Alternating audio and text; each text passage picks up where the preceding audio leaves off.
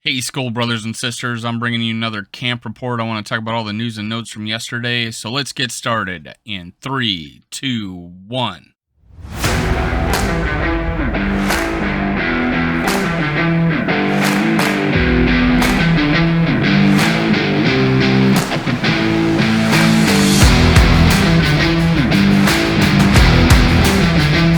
right, Scolders, let's get ready. Game this weekend. Let's hear it. Let's go, Vikings. Let's go. Welcome to Skull World, brought to you by Minnesota Sports Talk. I'm your host, Dave. You can follow me on Twitter, Facebook, and TikTok at Skull World. Make sure you hit subscribe down below, click like, leave a comment. Let me hear what you have to say. I want to talk with you guys. I want to hear what you know, hear what you think. I take all messages, and I will reply. Now, if you do that, if you leave a message, if you leave a comment, you're going to be entered in my contest. I give away free merchandise. Who doesn't like free stuff? I'm getting really close to giving away $50 if I get to 500 subscribers. Right now I'm at 439, so we're almost there. Pretty close. All right, game day against the Packers. I'll be giving that away. Now, enough of that.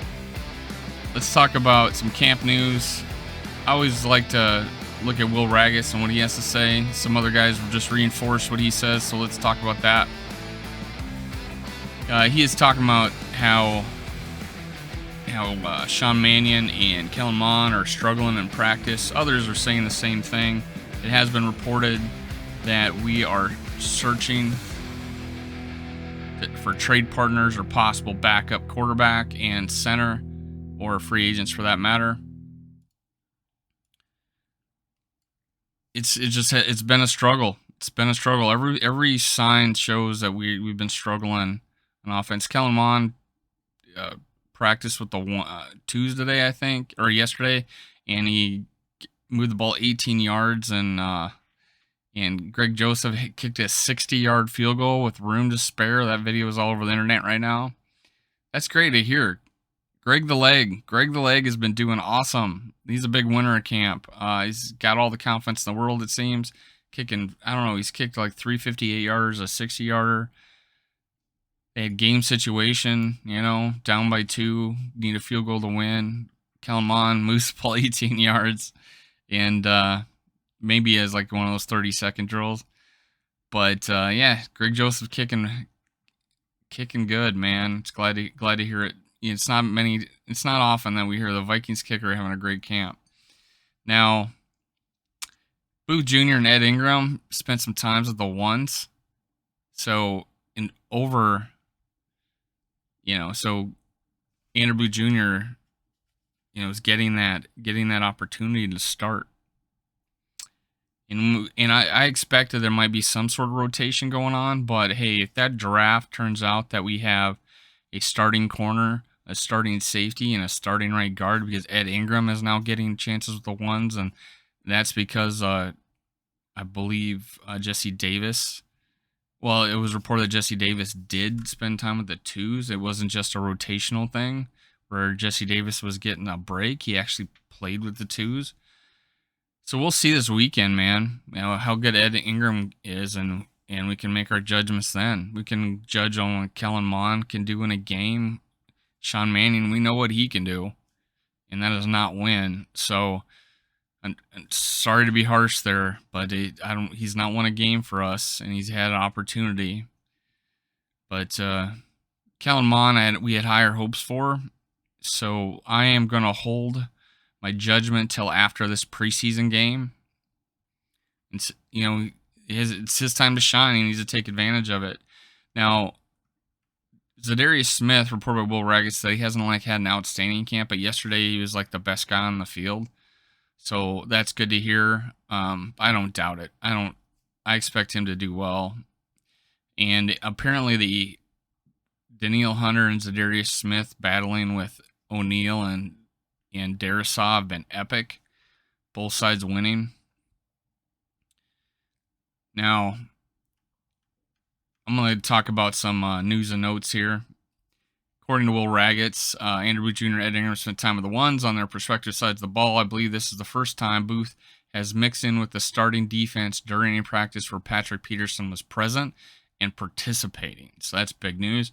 Cameron Dancer also saw plenty of reps with the ones. Peterson briefly left practice before returning with a wrap on his ankle.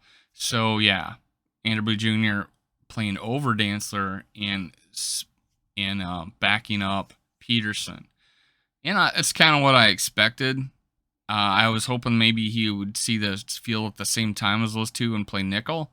I do think they have a different thought of that, so we'll see. It looks like that's Shannon Sullivan's job to lose now. Ingram's competition at right guard is Jesse Davis, who may not have helped his case by giving up a sack to Jalen Twyman. Wow, Twyman, first time I heard that. While working with the second-team O-line. Patrick Jones, the second, also got into the backfield on the play. Patrick Jones, big winner in camp. He's going to be that number one backup behind the outside linebacker position, along with, him and DJ want him. Sleeper alert, according to Will Ragatz, backup nose tackle T.Y. McGill keeps making plays. He made a beautiful move to get into the backfield and shut down a run play on Thursday. So we're looking for a nose tackle and get to the quarterback and on third downs because Harrison Phillips is limited in that. No matter how much he says he's a pass rusher in interviews and his opportunity to do that he just plays within the system, T.Y. McGill apparently stepping up. And, I seen him on the depth chart. So, and we don't have, if we're moving Thomason to right to defensive end, we don't have a backup D tackle. So that there's an opportunity there. And if he's making plays, we'll see in preseason what he does, man. T.Y. McGill. I might have to do a video on him. I'll wait till after I see him in preseason. Another name deep down on the depth chart is Kyle Hinton, the 2027th round, who had been paired with Wyatt Davis at guard on the third-team O-line on a Mond screen pass to rookie running back Ty Chandler. Hinton was cut in front with some excellent lead blocking and turned the play into a big gain. I have heard good things about Hinton. I didn't realize, he's pretty deep on the depth chart. I think he's thought more of than Wyatt Davis. So Wyatt Davis looks like a clear cut for us, unfortunately, because he was a third rounder. But Kyle Hinton, I've heard people talk about him as a possible making the 53 as a backup lineman. Hopefully he makes his case in the preseason games. That's a guy that really needs a good preseason game to get some pub. So we'll see that. One last sleeper that I think would make the 53 roster is defensive end Jonathan Bullard. Another guy I don't talk about. Another guy I see in the depth chart. Another guy I'm going to watch in preseason, maybe do a video after that first game. A former third-round pick by the Bears who played for Vikings D-line. Coach Chris Rumpf at Florida and was on the Donatil in Chicago. Bullard seemed to fit this 3-4 defense very well. He had some nice moments during camp and stood out a couple more times today. Yep. Next week we play the 49ers. We have the 49ers in a joint practice, so that'll be fun to watch. We got things coming up like that. We play the Raiders this weekend. This is their second game, so they might look better than us on the field, and they may play their ones when we're not. So I don't expect to win this game. I would bet on the Raiders just because of the previous preseason game and the quarterbacks we're putting out there. Not that they have too much any better at second and third quarterback, but if they play their ones at all against us, we expect us to struggle. I'm really looking to the backup linemen on the both sides of the ball because I think that's where the competition is, and then who stands out possibly at quarterback. So those are the three areas I'm looking at: offensive line, defensive line, and this in our quarterback battle or for number 2. Cousins, don't worry about it. He just probably feel sick and precautionary, keep him away from the team. I don't know if he's got COVID or what. No one's reporting on that, so don't worry about it. But that's it, guys. Greg Joseph. There's a lot of receivers stepping up. That is a huge battle right now. That's another one. spot I would talk about is receiver, because we're so deep at receiver. Who knows? I want to see Ty Chandler play. I want to see Jalen Naylor play. I want to see all the rookies play. I want to I want to see Ed Ingram, at right guard, see what he can do. I want to see if there is a backup center at all, really, that can handle this.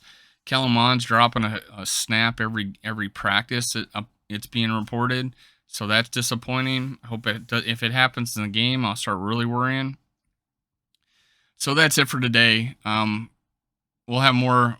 I'll probably do another video tonight. This is Minnesota Sports Talk. I'm your host, Dave. You can follow me on Twitter, TikTok, and Facebook at SkullWorld. Make sure you subscribe, like, and comment. Enter my contest. This wasn't the most exciting video today, but camp reports seem kind of boring to me. Well, not really. I really enjoy them. I go scour the Twitterverse. I look at. I love reading Will Ragatz. Go check it out. I'll probably put his link in the description below for the report. But hey, I want to hear what you have to say, so leave some comments. All right, that's it for today. Minnesota Sports Talk. I'm out. Skol Vikings.